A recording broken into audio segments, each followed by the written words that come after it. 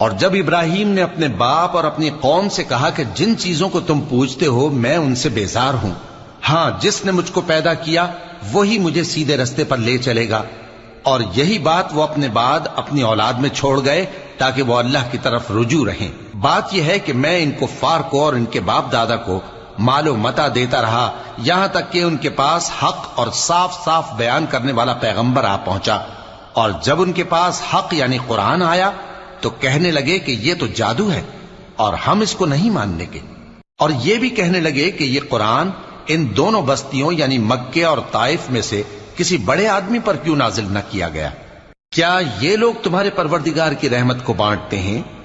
ہم نے ان میں ان کی معیشت کو دنیا کی زندگی میں تقسیم کر دیا اور ایک کے دوسرے پر درجے بلند کیے تاکہ ایک دوسرے سے خدمت لے، اور جو کچھ یہ جمع کرتے ہیں تمہارے پروردگار کی رحمت اس سے کہیں بہتر